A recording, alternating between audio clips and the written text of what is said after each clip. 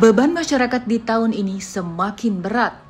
Harga sejumlah barang dan kebutuhan pokok yang naik sejak awal tahun bertambah mahal lagi dengan kenaikan pajak pertambahan nilai mulai 1 April lalu.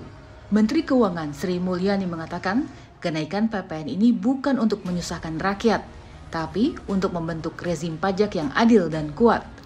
Bahkan tarif PPN rata-rata di tingkat global di kisaran 15%. PPh orang pribadi yang lemah kemudian dikurangi bebannya, yang paling kaya dinaikkan, di PPN kita nambah 1% dari 10 menjadi 11%. Itu adalah semua instrumen dicoba untuk ikut kontribusi di dalam membangun fondasi pajak Indonesia yang kuat. Kalau kita lihat dibandingkan banyak negara-negara, maka kita lihat bahwa PPN rata-rata di negara tersebut itu sekitar 15%. Ajib Ramdhani, bidang kajian akuntansi perpajakan Asosiasi Emiten Indonesia mengatakan, kenaikan PPN bisa memberi masukan ke penerimaan negara lebih dari 40 triliun rupiah. Namun, kebijakan ini bisa menekan daya beli masyarakat.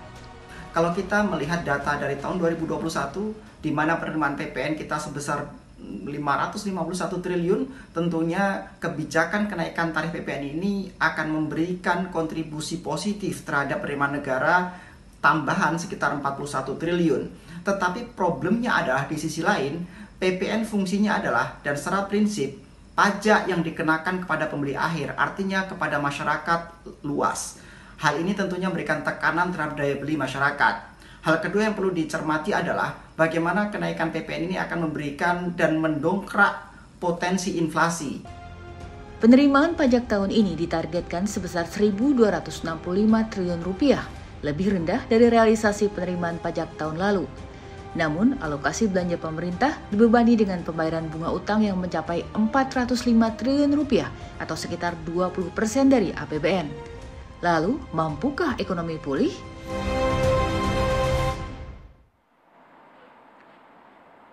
Assalamualaikum warahmatullahi wabarakatuh. Halo, selamat malam pemirsa. Menteri Keuangan Sri Mulyani mengatakan bahwa tantangan tahun ini bukan lagi pandemi COVID-19, tapi adalah kenaikan harga barang. Hal ini sesuai dengan kebijakan pemerintah yang menaikkan pajak pertambahan nilai dari 10 hingga menjadi 11% pemirsa. Sementara itu, penggunaan belanja negara untuk membayar bunga utang ini juga cukup besar, 20% dari APBN. Yang jadi pertanyaan, kebijakan pemerintah dalam menaikkan PPN sebesar 11% di bulan Ramadan, tepat tidak ya? Dan seberapa efektif penggunaan anggaran belanja kita? Itu yang saya bahas di Indonesia Business Forum malam hari ini bersama saya Cece Anissa. Dan di studio TCI sudah hadir sejumlah narasumber saya. Mungkin saya perkenalkan terlebih dahulu, di sebelah kiri saya di sini ada Ibu Rizky, merupakan ibu rumah tangga. Ini perwakilan dari ibu rumah tangga. Nanti mau saya tanya-tanya ini barang-barang apa saja yang sudah naik pemirsa ini, mengingat kita sudah beberapa pekan di bulan Ramadan. Bahkan di ujung sana ini sudah ada Bang KS atau Bang Kamru Samad ya, dari Komisi 11 DPR. Selamat malam Bang KS. Waduh, baik, di sebelah kanan saya ini pasti yang mewakili pemerintah ini, Bang Justinus Prastowo, merupakan staf khusus Menteri Keuangan. Sehat Bang? Sehat. Alhamdulillahirrahmanirrahim. Bahkan pemirsa di sebelah sana juga sudah ada Bang Roy N. Mande, merupakan Ketua Umum Asosiasi Pengusaha Retail Indonesia atau APRindo. Bang Roy, selamat malam. Ya. Dan ekonom senior kita ini sudah pastilah dikenal oleh publik pemirsa, Pak Faisal Basri. Selamat malam, sehat Pak? Oke, baik, sebelum saya tanya-tanya pemirsa dengan ibu rumah tangga, ya ini mungkin jadi perwakilan dari Anda, ini apa ya, harga apa saja yang sudah naik akhir-akhir ini. Tapi mungkin saya mau tanya pertama kali ke Pak Faisal Basri. Pak, ini bulan Ramadan. Biasanya kalau bulan Ramadan ini kenaikan hal yang biasa. Tapi dengan adanya kenaikan PPN, ini sebenarnya nih momentumnya tepat, adil nggak Pak? Atau seperti apa? Kita tidak luck aja ya, karena undang-undangnya kan sudah diketuk. Ya. Waktu undang-undangnya dibuat itu belum terperikan akan terjadi perang Ukraina dengan Rusia gitu. Nah, sesuai dengan undang-undang diterapkannya ya 1 April gitu. Nah, walaupun bisa saja mungkin saya nggak tahu, nanti kita tanya Mas Pras, adakah mekanisme misalnya ditunda dulu karena berbagai hal. Nah, pertama kita sekarang sedang recover, tapi recovernya relatif lambat. Kan 54% ekonomi itu ditopang oleh konsumsi rumah tangga. 2021 pertumbuhan selama ini rata-rata 5%. Tapi 2021 cuma 2%. Jadi masih merangkak nih. Masih merangkak. Kalau naik, lebih lambat lagi. Ini 54% dari ekonomi nih. Jadi ujung tombak pemulihan ekonomi ada di konsumsi rumah tangga. Nah sekarang cabarannya banyak sekali ya. Orang yang biasa beli Pertamax 9.000 sekarang 12.500 itu pun masih subsidi. Kemudian minyak goreng ya. Nanti Pak Roy ini cerita realitas pasar itu kalau diganggu terlalu banyak dia akan bereaksi gitu. Apalagi kalau ada dua harga, kebijakan dua harga. Kalau kebijakan dua harga itu akibatnya apa? Produsen akan mencoba mencari harga yang tinggi, konsumen cari harga yang rendah. Jadi ada shortage lah, shortage yang dibuat oleh pemerintah karena ada kebijakan dua harga. Jadi macam-macam. Kemudian biaya ongkos transport. Nah syukur sekarang beras yang stabil ya, di dunia juga harganya stabil, di Indonesia juga syukur stabil, tapi ada ancaman karena harga pupuknya naik. Nah produsen pupuk terbesar di dunia Ukraina dan Rusia juga gitu. Nah jadi kita perlu pertahanan yang kuat nih ya, pertahanan yang kuat. Nah tinggal kita carikan solusinya. Seandainya PPN ini ditunda, saya melihat ada potensi yang jauh lebih besar dari kehilangan PPN yang tadi 40 sekian triliun ya. Taruhlah kita genapkan jadi 50 triliun supaya mudah. 50 triliun hilang. Saya bisa sarankan pada pemerintah dapat 125 triliun sampai 150 triliun pendapatan baru dari pajak ekspor batubara. Nah pajak ekspor batubara ini tidak pernah disentuh. Padahal CPO kena pajak ekspor juga. Oke, ada trauma barangkali di masa lalu, zaman Ibu Sri Mulyani juga, zaman Pak SBY ya, itu ada kenaikan dikenakan pajak ekspor batubara, kemudian asosiasi batubara itu melakukan judicial review ke Mahkamah Agung dan menang. Memang situasinya berbeda waktu itu, kontrak karya dia bayar PPh badannya sudah tinggi sampai 40%. Jadi di kontrak karya itu dikatakan kalau ada kebijakan pemerintah yang membuat kewajiban perusahaan itu naik, itu tidak berlaku buat dia. Oleh karena itu judicial review. Nah sekarang kan semua praktis sudah masuk ke rezim pajak yang normal. Yang sekarang bayar pajaknya itu 22% ya. Kan jauh lebih tinggi. Nah ada celah, saya udah bicara sama Pak Luhut juga. Pak Luhut tolong dong dipertimbangkan, kan ini bidang Bapak kan, dia kan di bawah. Ya nanti saya akan bicara dengan Ibu Menteri Keuangan, dia bilang. Kemudian saya sarankan juga ke Pak Luhut itu, tolong Pak diaudit fasilitas-fasilitas pajak yang dinikmati luar biasa oleh smelter nikel. Mereka bebas bayar PPh, bebas bayar PPN, enggak bayar pajak ekspor, enggak macam-macam itu. Insya Allah 2-3 kali lipat dari kehilangan PPN-nya itu. Nah setelah nanti stabil, barulah 11% bisa dijalankan. Oke, dengan penjelasan itu, dengan kebijakan pemerintah yang sudah running ibaratnya di 1 April menaikkan PPN, yang mau kita tanya ke ibu rumah tangga, ini harga apa saja yang sudah mengalami kenaikan? Bu Rizky, kalaulah belanja hari ini dibandingkan dengan sebelum PPN ini, kenaikannya signifikan atau mungkin barang-barang apa ini sudah dirasa ini, naiknya kok drastis sekali ini, bagaimana? Baik Mbak ya. Saya sebagai ibu rumah tangga saat ini selain minyak ya, minyak yang kemarin sudah naik itu gas ya, gas, kemudian sekarang telur sudah mulai merangkak dari harganya 24 sampai 25.000 per kilonya, sekarang jadi 27 sampai 28.000 per kilonya. Kemudian jika saya membeli daging itu sudah mulai juga Pak naik gitu ya, dari harganya dulu sebelum ada PPN ini sekitar 130, 140, sekarang 160 sampai 170. Memang di beberapa tempat ini beda-beda ya harganya, beragam gitu. Itu sih mungkin ya. Kalau begitu belanja yang sudah dianggarkan biasanya kan kalau tiap bulan tuh ibu rumah tangga sudah dibajetin misalnya Iya, betul. untuk beli barang-barang 1 juta misalnya sebulan. Itu berarti sudah tidak cukup lagi, harus mengeluarkan uang lebih begitu. Iya, betul Mbak. Sekarang uang 1 juta itu tidak cukup ya. Lebih itu. Dulu 100.000 ya, saya bisa beli bawang, bisa beli lauk, bisa beli sayur.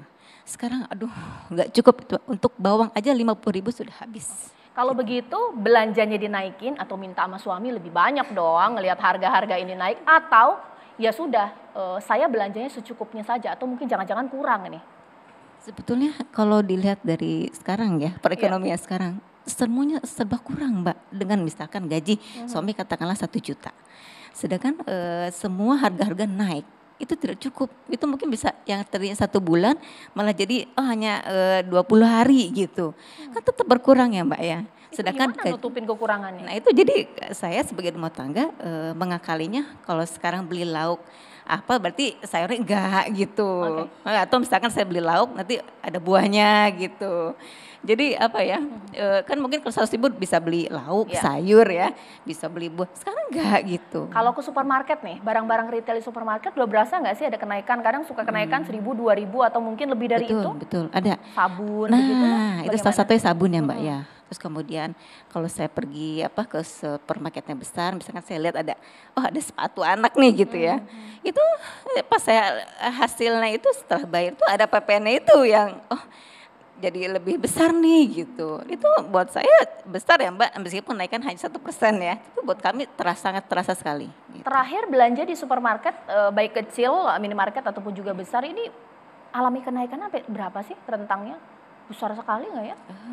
Mungkin sekitar 50-100 ya. Tergantung gimana kita, apa belanjanya ya dan seberapa banyak jumlah belanjaannya gitu. Oke. Nah, apakah dengan begitu ya mau tidak mau lah yang namanya kebutuhan rumah tangga kan nggak bisa dinego lagi, ataukah juga jadi menahan uang untuk ya sudahlah mendingan kurang, misalnya mungkin sebulan bisa saus botolan itu 2, mau nggak mau ya sudah nih 1 aja dihemat-hematin atau bagaimana? Saya antisipasinya dengan mencari yang diskon. Oke. Kan ibu rumah tangga begitu ya. Iya. Ada yang diskon merek apapun yang bisa merek A. Jadinya udahlah yang B aja deh, tapi harganya lebih murah itu. Mungkin saya ke Pak Faisal. Pak Faisal, dengan kenaikan PPN ini sebenarnya mengganggu belanja rumah tangga atau bagaimana sih daya beli masyarakat? Ya, dengan harapan harusnya kan daya beli tetap dengan PPN yang memang harus mereka bayarkan atau bagaimana? Otomatis lah ya. 10 naik dari 10 ke 11% kan artinya kalau dipersenkan lagi 10% itu. Iya kan? Dari 10 ke 11 itu kan 10% kenaikannya. Ya persen ke persen ya. Jadi sementara kan UMP naiknya cuma 2%. Dan yang macam-macam. Dan PPN ini kan sifatnya sama ya. Berlaku buat orang kaya maupun orang miskin. Orang paling kaya saya dengan orang yang miskin beli mie instan, ya PPN-nya sama 11 gitu. Sementara agak terusik rasa keadilan, sementara PPh badannya diturunkan dari 25 ke 22. Syukur undang-undang pajak yang baru tidak melanjutkan amanat sebelumnya yang harus turun 20%. Itu dihentikan, jadi tetap 22. Nanti sesaat lagi pemirsa, saya mau tanya ini kepada Mas Justinus. Tadi sudah dijelaskan oleh ibu rumah tangga ini bahwa sedikit terganggu lah daya beli dari ibu rumah tangga. Prinsip keadilan juga disinggung. Sesaat lagi di Indonesia Business Forum.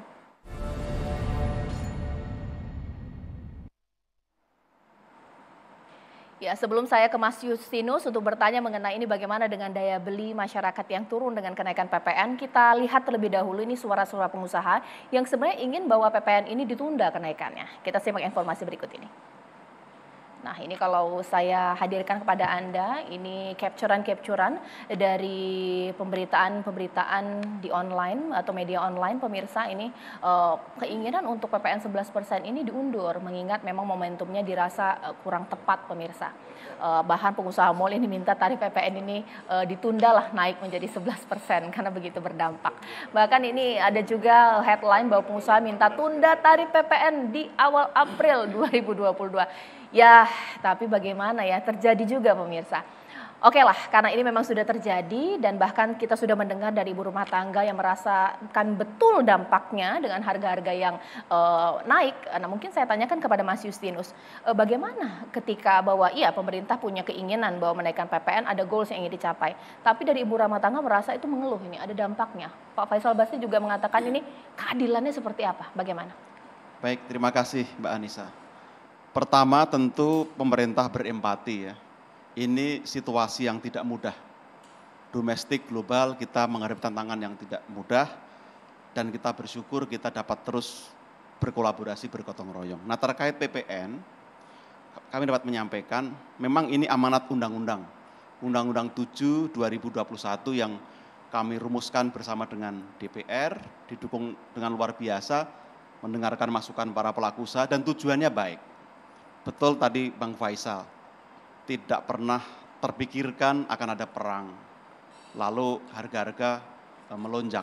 Tapi di sisi lain kita juga ingin reformasi fiskal dapat terus berjalan, seraya mempertahankan dukungan untuk kelompok masyarakat yang paling membutuhkan.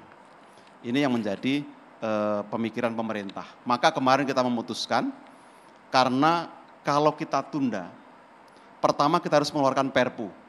Ini juga tidak mudah dan juga secara kredibilitas akan mempengaruhi kebijakan yang sudah dirumuskan dengan baik, dengan matang, lalu ada Perpu. Lalu penundaan kebijakan pajak, kita punya presiden Mbak Anissa. Kalau ditunda, itu kemungkinan besar tidak mudah diberlakukan lagi. Dulu ada peraturan Menteri Keuangan 210 mengatur pajak digital.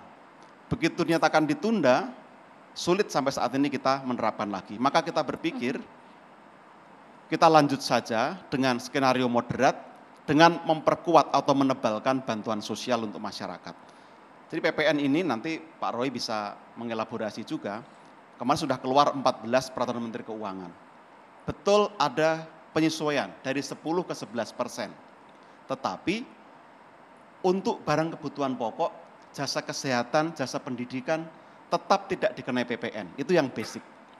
Lalu yang kedua, kita perkenalkan PPN final untuk beberapa produk, misalnya barang hasil pertanian tertentu, itu hanya 1,1%.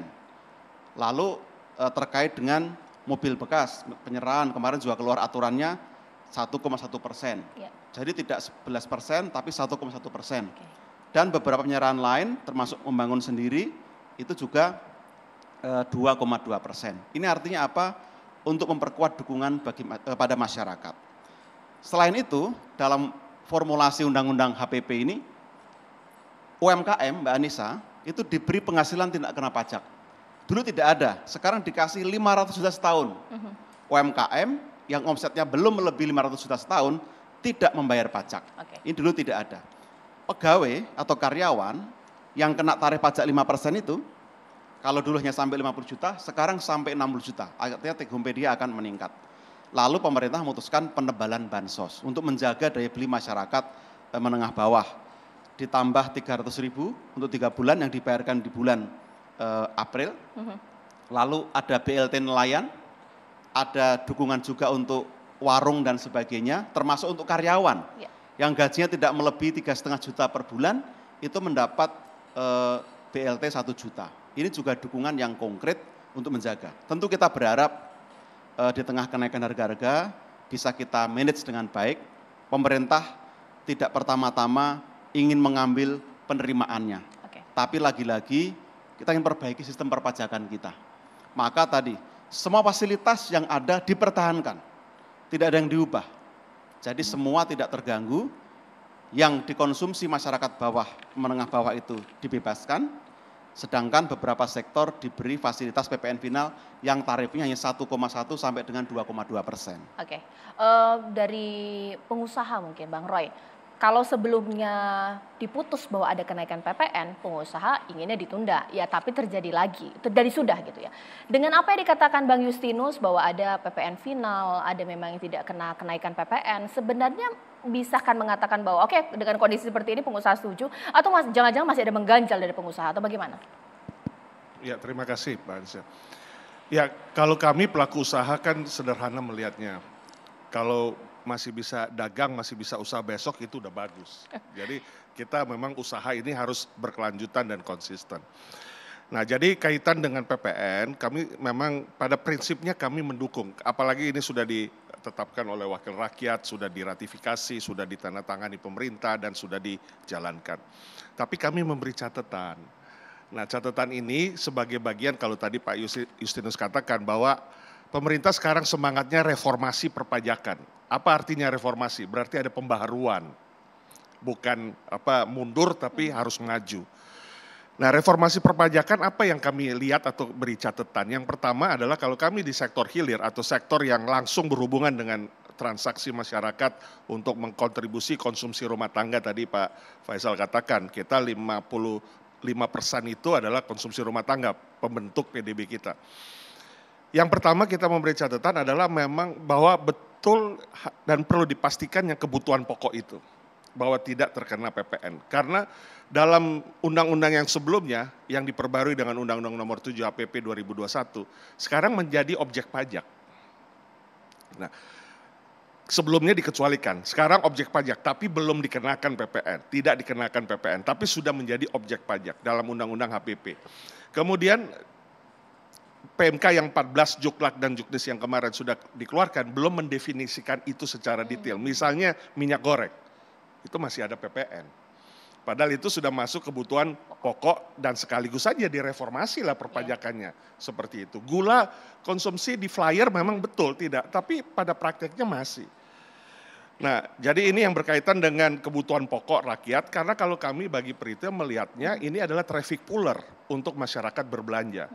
Ya, mereka mencari kebutuhan pokok, kemudian berbelanja yang lain-lainnya, yang nanti berkontribusi bagi transaksi dan konsumsi. Yang pertama itu. Yang kedua adalah kami memberi catatan bahwa perlunya level at the same playing field. Sekaligus saja reformasi perpajakan. PMK 210 tadi disebutkan mencabut kewajiban platform marketplace untuk memberi laporan terhadap para pedagang yang ada di marketplace-nya itu. Karena kita tahu di marketplace belum tentu semuanya punya PKP. Kewajiban untuk laporan PPN dan lain sebagainya. Sehingga kewajiban itu dihapuskan, dicabut, dan memang setuju tadi Pak Justinus katakan, sehingga dicabut dan sampai hari ini belum keluar lagi PMK 210 untuk electronic commerce, elektronik dagang. Kita tahu di Indonesia ada 3 pasar, tradisional atau pasar rakyat, pasar modern, dan pasar online sekarang. Nanti mungkin ada pasar metaverse dan lain sebagainya lagi. Nah itu gimana tuh? Tapi ini level at the same playing field. Ya, kami semuanya dari distributor dapatnya HPP, tapi kita harus memungut pajak PPN yang dibayar oleh konsumen. Nah, bagaimana yang marketplace? Nah, seperti itu. Jadi belum level same playing field. Nah, inilah sekaligus direformasi. Nah, yang ketiga, bantalan memang setuju. Contohnya seperti Migor sekarang yang 22,5 juta rakyat mendapatkan 300.000 yang per bulan 100.000 untuk membeli minyak goreng. Ya kiranya ini juga menjadi perhatian karena memang alokasi daripada kenaikan ini tadi dikatakan Pak Faisal 10% loh ini dari 10% sebelumnya. Artinya apa? Ya pasti ada kontribusi ke inflasi. Walaupun setiap kita tahu inflasinya rata-rata mungkin nggak akan lebih dari 3% lah, 3,2%. Tapi itu tetap akan ada inflasi. Nah ini inflasi tentunya berkaitan dengan daya beli. Nah jadi ini kiranya bantalan itu tetap konsisten dan punya program jelas, roadmap yang jelas. Tidak hanya dibantu dari PEN, karena PEN ini bisa pindah-pindah nih alokasinya nih, kami lihat nih. Pemindahan alokasi buat refocusing, rebudgeting kemana-mana. Nah tapi bagaimana pengaturan untuk bantalan itu yang secara jelas, akurat dapat diterima oleh masyarakat. Pak, tapi kalau dari sisi penjualan berdampak tidak sih dengan adanya kenaikan yang serta-merta naik meskipun sudah dihindari, tapi ada bahan pokok yang memang mau nggak mau naik. Apa sudah terjadi penurunan daya beli, masyarakat mungkin lebih keep money-nya untuk tidak membelanjakan uangnya karena harganya sudah mahal seperti itu atau naik atau bagaimana? Ya pasti nggak akan langsung terlihat ya, ini kan baru 2 minggu ya, lebih kurang dari tanggal 1. Yang pasti di sektor yang sangat terasa adalah yang marginal. Ya, karena mereka kan tentu dalam kondisi belum pemulihan ekonomi saat ini, masih ada pandemik yang kita tanggulangi bersama. Ya, ini marginal ini kan kita mengerti, suffer juga dengan sekarang kondisi yang sudah 2 tahun pandemik ini. Nah ini pasti akan ada pengereman belanja ya. Hanya untuk kebutuhan pokok itu yang penting. Nah kemudian yang menengah ke atas ya kita yakini supaya mereka tidak turun keyakinannya, ya penanggulangan COVID ini memang menjadi yang utama. Tapi ada kecenderungan terjadinya yang namanya pembelian yang tertahan atau restraint mode di masyarakat, itu dapat saja terjadi. Oke, mungkin saya ke DPR terlebih dahulu sebagai wakil rakyat kita ini, Bang KS, Bang Kamru Samad, ini kan sudah dengar ya dari pengusaha seperti apa suaranya, dari ibu rumah tangga. Mengingat mengenai PPN ini kan memang sudah alot ya, sempat ya, tidak banyak yang ingin tidak naik di tahun ini, tapi terjadi juga. Sebenarnya dari sisi DPR ini apa sih alasannya DPR kemudian meloloskan untuk menaikkan di saat bulan Ramadan? Jadi Mbak Nisa, memang kita juga merasakan bahwa ada situasi yang unpredictable saat kita membahas undang-undang HPP tahun lalu yang kita putus di kuartal terakhir ya 2012. Utamanya menyangkut eskalasi global yang kemudian mempengaruhi beberapa harga komoditas dunia. Nah, tentu itu akan berdampak dalam pasar dalam negeri kita. Nah, kalau kita lihat sebetulnya DPR sangat memikirkan tentang hal ini. Waktu pemerintah mengusulkan rancangan RUU HPP ini itu berada pada usulan 12% waktu itu. Kemudian kita berdiskusi karena sudah mendapatkan masukan dari banyak stakeholder kita, pengamat, para pakar dan juga pelaku usaha. Akhirnya disepakati dalam 2 termin. Kenaikannya 1%, 11% diberlakukan 4 bulan kemudian, yaitu 1 April. Kemudian 12% diberlakukan paling lambat 1 Januari 2025. Jadi itulah bagian daripada upaya DPR dengan melihat perkembangan pemulihan ekonomi nasional. Jadi cukup ada ruang yang cukup lebar. Kemudian kenapa kita bisa optimis di 1 April jika itu diberlakukan? Karena di 2 tahun terakhir ini Mbak Nisa, kita memberikan banyak kebijakan stimulus terhadap dunia usaha. Dorongan mulai dari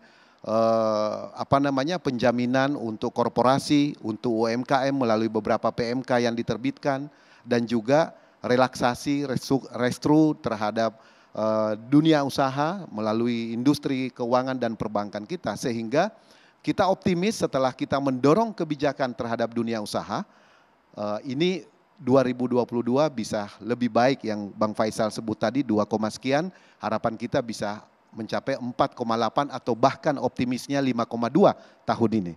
Nah, dari semangat itulah yang kita bawa sehingga undang-undang HPP itu kita ketok.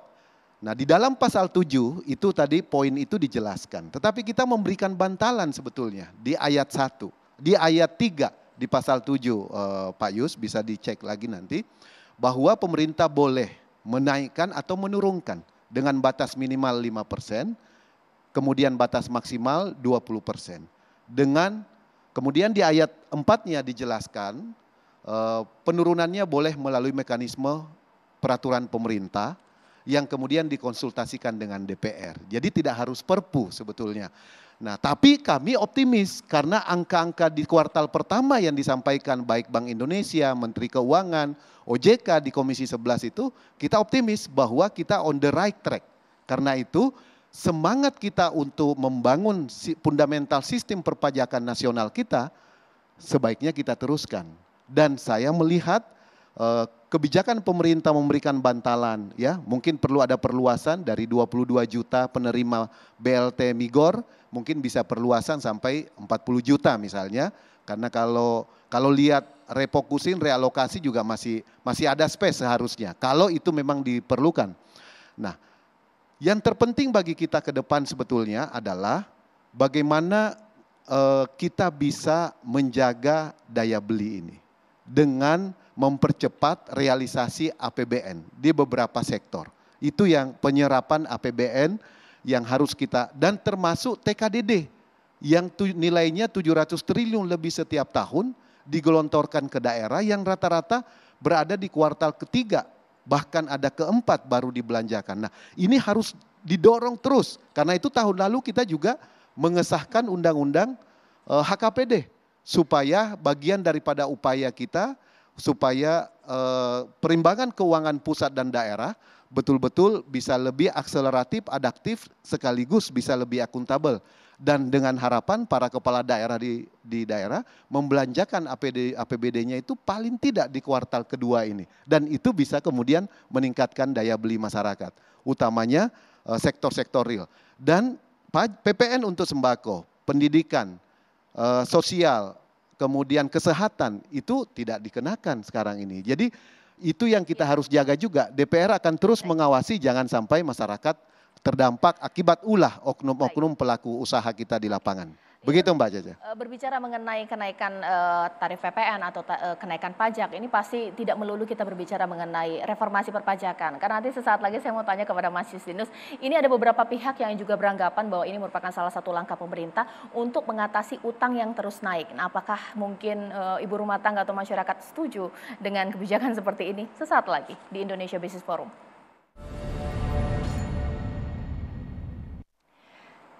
Ya, kembali di Indonesia Business Forum. Ini sebelum saya ke Mas Justinus, ini tampaknya mungkin saya tanya kepada Pak Faisal Basri dulu mengenai ada beberapa pihak beranggapan seperti itu bahwa dengan kenaikan pajak seperti ini merupakan langkah untuk mengatasi kenaikan utang yang terus menanjak naik. Seperti apa mungkin logikanya? Yang pasti tingkat penerimaan pajak kita sangat rendah. Ya, nomor 127 dari 140 negara. Seluruh negara saya hitung, kemudian yang datanya 5 tahun tidak ada saya keluarkan, dapatlah 140 negara. Indonesia nomor 127. Artinya kan sebetulnya potensinya ada. Potensinya ada. Tax ratio itu kita udah 3 tahun di bawah 1 digit ya. Kemarin naik sedikit karena komoditi. Dan itu nggak langgeng ya, komoditi kan naik turun. Nah, oleh karena itulah harus ada penguatan pajak. Dari mana? Dari ekonomi. Pajak kan cuma metik. Nah, ekonominya harus sehat. Jadi ekonominya harus bertransformasi. Saya rasa ini Bu Sri Mulyani juga udah pernah bicara. Dia bilang ekonominya harus meng-create kegiatan-kegiatan yang bernilai tambah tinggi. Jadi namanya value creation. Kalau value extraction, petik jual, keruk jual, ya nilai tambahnya sedikit, ya pajaknya juga sedikit. Jadi syarat terbesar adalah transformasi ekonominya. Tapi kan itu lama, butuh waktu ya. Oleh karena itulah yang saya dambakan, sebetulnya kan di era COVID ini sudah berbeda dengan sebelumnya. Oleh karena itu pemerintah susun naskah, sudah disusun oleh Bappenas tapi kan enggak nongol-nongol gitu. Saya juga pernah terlibat 6 bulanan di situ, tapi saya nggak tahu nasibnya. Kelihatannya Bappenasnya ini seluruh sumber dayanya difokuskan untuk IKN. Jadi yang terpenting, yang payungnya kan naskah transformasi itu, karena RPJMN sudah tidak relevan lagi, sudah kadaluarsa. Nah kemudian yang kedua, dari segi pengeluarannya perlu lebih efisien tentu saja ya. Jadi pengeluarannya tuh hendaknya fokus. Kalau kita lihat di struktur pengeluaran pemerintah itu, nomor 1 kan bayar bunga paling besar, belanja pemerintah pusat ya. Kedua belanja barang, ketiga belanja pegawai, keempat belanja modal, kelima belanja sosial. Nah kan di sebelah kita ada LKPP, kebetulan ada acara juga di sini dihadiri oleh Pak Azur Anas ya. Itu dia pokoknya keren deh ini ya. Jadi bupati bagus, jadi kepala LKPP juga bagus, itu untuk link gitu. Jadi LKPP bagian dari upaya untuk mengembangkan ekonomi yang di bawah, persyaratan-persyaratannya lebih sederhana dari 7 jadi 2 begitu. Nah ini jadi orkestrasi. Jadi pengeluarannya beres, tidak hanya efisien tapi juga mengangkat. Kalau saya tidak salah, kecuali untuk senjata, sekarang pengadaan pemerintah wajib barang dari dalam negeri. Jadi dikeluarkan barang impor itu dari katalog itu. Nah ini bagian yang bisa mengefisienkan pengadaan, sehingga nanti belanjanya juga naiknya tidak begini, belanja begini. Jadi makin sedikit selisih antara penerima belanja dengan dengan penerimaan, ya otomatis utangnya juga kenaikan utangnya melambat. Utang ya most likely akan naik terus, tapi kenaikannya melambat. Itu yang kita harapkan dalam jangka panjang. Baik, Mas Justinus bagaimana? Ya, pertama sebelum saya menanggapi, pajak itu gotong royong. Pajak itu gotong royong. Yang mampu bayar lebih besar, yang tidak mampu dibantu, itu prinsipnya. Nah, PPN itu juga paling mudah sebagai alat gotong royong karena hampir semua orang mengkonsumsi. Tapi tadi yang lapis bawah dibantu, yang lebih tinggi diberi tarif normal.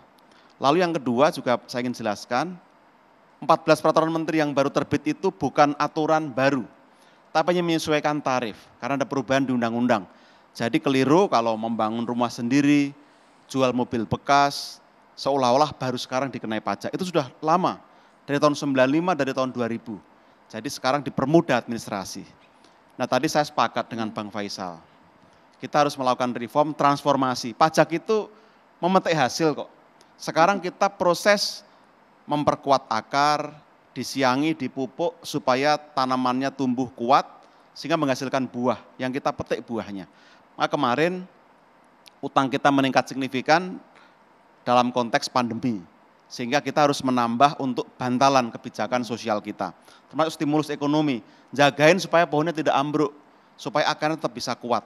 Maka reformasi pajak tadi memperkuat akar, insentif stimulus yang berimbang diberikan, tapi di sisi lain kita juga memikirkan cara memetiknya. Jangan sampai kita hanya fokus kepada salah satu. Maka sekarang perbaikan sistem, tadi Pak Roy juga sudah memberikan masukan, yang digital harus segera supaya playing field-nya sama, ada keadilan di sana. Ini terus kita upayakan. Tapi prinsip pemerintah adalah kalau ada kenaikan pajak atau pengenaan pajak tidak akan eksesif tarifnya, tapi moderat, daya jangkau, daya cakupnya yang luas, sehingga partisipatif, ringan karena dijinjing, didukung oleh semua pihak. Itu kira-kira platformnya, Mbak Anissa. Tapi kan memang menjadi masalah adalah bahwa pola pikir masyarakat ini sederhana. Apakah mereka masuk logika ketika pajak ini merupakan bentuk gotong royong, mengingat memang saat ini ekonomi sulit. Mungkin dari Mbak Rizky sendiri, dengan adanya kenaikan PPN 11%, ya mau tidak mau ini gotong royong untuk memberikan subsidi bagi yang tidak mampu. Tapi secara rumah tangga ini merasa bahwa bisa dengan logika itu, atau mungkin saya saja kesulitan mungkin hidupnya, itu bagaimana? Pendapat saya pribadi bahwa cukup sulit ya, cukup besar dengan kenaikan ini gitu. Ya saya masih belum bisa menerima dengan nalar saya, itu kok bisa ya gotong royong ini tuh malah membantu malah ikut juga apa namanya Mbak ya? Membuat susah, betul. Begitu Mbak kira-kira. Kalau dari Pak Kamrul Samad, Bang KS mengingat sebagai wakil rakyat di sini, singkat saja, bagaimana ketika masyarakat mungkin merasakan bahwa oke lah memang ini untuk memetik hasil transformasi perpajakan, tapi kok ya sekarang ketika harga-harga lain bahan kebutuhan pokok ini juga naik gitu, membuat susah kata masyarakat, atau bagaimana? Sebetulnya ini adalah perwujudan keadilan sosial ya. Jadi redistribusi dari pelaku ekonomi yang mampu kemudian dialirkan melalui penerimaan negara ke program-program lain. Salah satunya bantalan tadi itu. Ini kan bagian dari upaya kita untuk melakukan redistribusi pembangunan nasional kita. Karena itu yang terpenting sebetulnya yang disampaikan tadi itu Bang Faisal adalah transformasi struktur ekonomi kita yang harus kita perkuat. Jadi Indonesia Incorporate itu betul-betul harus kita mengarah ke sana untuk mewujudkan. Karena fundamental ekonomi makin kuat, maka saya yakin ketimpangan sosial juga akan makin kecil, dan disitulah sebetulnya peran pemerintah dalam mengatur pembangunan melalui penerimaan pajak untuk kemudian pembangunan yang berkeadilan untuk masyarakat. Nah, salah satu sektor yang tumbuh 2 tahun ini adalah pangan, digital. Dan ini betul-betul booming selama COVID ini. Dan ini menarik sebetulnya kalau kita mampu mendesain atau mendorong percepatan perubahan transformasi ekonomi di 2 sektor ini.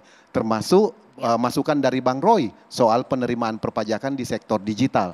Dan value creation yang tadi good idea dari Bang Faisal Basri, menurut saya ini yang perkuat hilirisasi industri kita. Sehingga Ibu Rizky dan seluruh ibu rumah tangga yang lain di seluruh Indonesia kita bisa menjawab apa yang menjadi kegelisahan dan kekhawatirannya. Oke. Begitu Mbak Nessa. Kalau Bang Roy, adakah sektor dari pengusaha begitu terpukul dengan kenaikan PPN 11% ini? Ya, kalau kami di sektor hilir tentunya saat ini kami masih melihat merata. Yang kita perlu lihat adalah justru yang di pedagang lainnya, pasar tradisional ini. Karena kan sekarang barang-barang kebutuhan pokok itu sudah menjadi objek pajak, jadi mereka juga yang menjualnya itu tentunya ada suatu mekanisme yang mereka harus laporkan juga kan. Artinya mereka juga mesti menjadi PKP lah minimal selain NPWP yang mereka miliki atau yang belum miliki mereka harus miliki. Nah ini bagaimana administrasi yang akan berlangsung di level itu. Nah kemudian juga ya tentunya perluasan atau cakupan daripada reformasi perpajakan tadi sudah disinggung bahwa akan ada PMK kembali untuk level assembly playing field. Itu juga kiranya juga menjangkau hal-hal yang sifatnya sekarang memang dari globalisasi itu sangat kuat. Ya misalnya transaksi sosial media. Nah ini kan juga yang langsung kita bisa beli kemudian hanya langsung dikirim dari negara asal dan itu hanya kena tuslah misalnya. Nah ini bagaimana definisi itu, jasa titip. Nah, masih banyak hal-hal yang berkaitan sebenarnya juga masih bisa diluaskan lagi cakupannya supaya tax ratio kita itu naik. Tax ratio kita kan diharapkan tahun ini 9,5% ya kalau tidak salah ya, masih single digit tetapi mudah-mudahan naik dengan adanya ini dan bisa dikembalikan lagi kepada rakyat. Baik, memang reformasi perpajakan dengan kenaikan PPN ini memang tujuannya adalah baik pastinya, tapi yang jadi pertanyaan dan mungkin sangat sederhana, apakah kenaikan PPN ini akan memperbaiki perekonomian atau justru kebalikannya? Sesaat lagi di Indonesia Business Forum.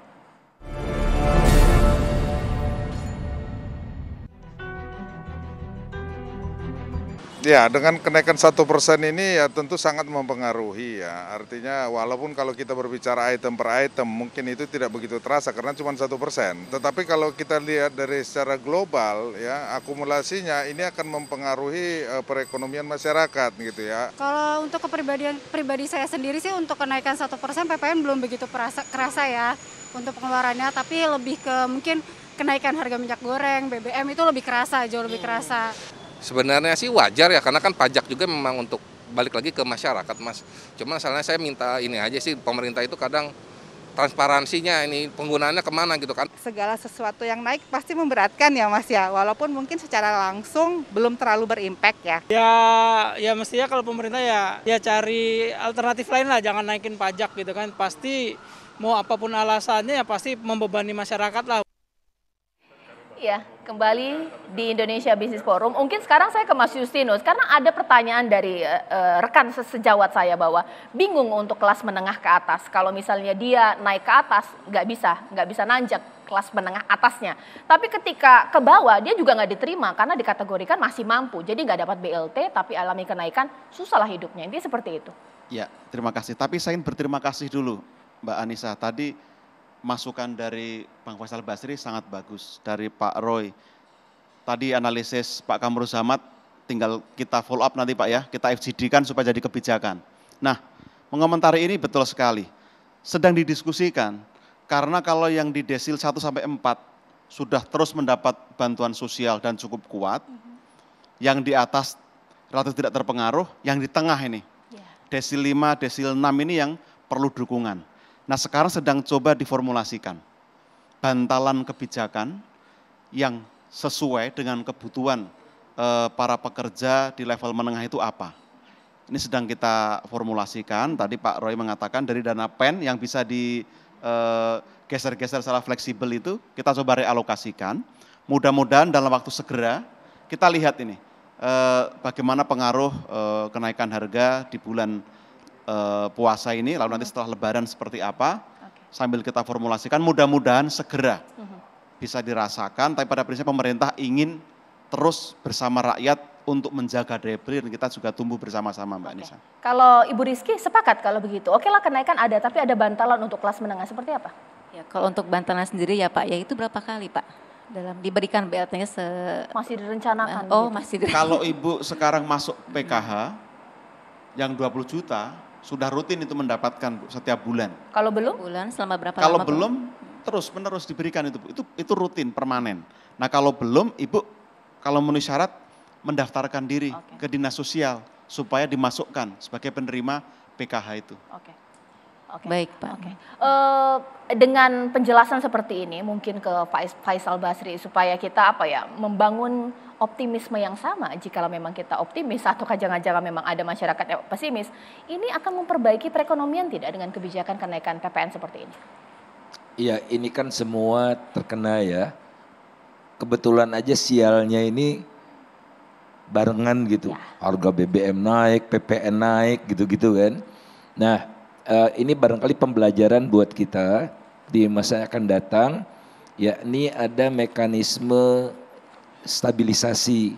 Jadi waktu kami ditugaskan di Satgas Tata Kelola Migas, kami rekomendasinya gini, waktu harga minyak turun, misalnya turunnya 50% jadi $20 waktu itu kan pernah, BBM-nya diturunkan 10% saja, 40%-nya ditabung untuk menghadapi kenaikan yang tajam.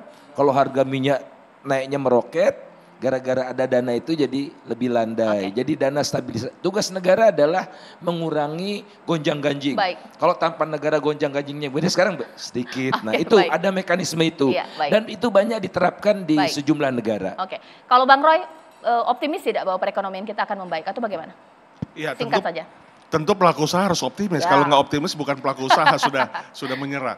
Jadi kondisinya sekarang ya tentunya kita berharap apapun yang berkaitan dengan kata-kata reformasi, marilah kita betul-betul mereformasi. Supply chain kita akan reformasi, auditlah supply chain supaya proses daripada misalnya nih ya kebutuhan pokok itu dapat ada pembaruan. Perpajakan seperti itu. Jadi biar ini menjadi sesuatu yang konkret bukan euforia. Bang KS, singkat saja. Sebetulnya yang terpenting kita harus kontrol secara ketat itu adalah stabilitas harga dan ketersediaan barang-barang dalam pemenuhan kebutuhan masyarakat. Jadi ini yang sangat urgen di momentum-momentum menghadapi Idul Fitri dan setelah arus mudik itu yang sangat penting. Baik, bagaimanapun juga kita tunggu bagaimana implementasi kenaikan PPN 11% ini pemirsa. Pasti ya kita berharap bahwa ekonomi membaik dan daya beli masyarakat terjaga. Saya Caca Anissa menutup, selamat malam, sampai jumpa.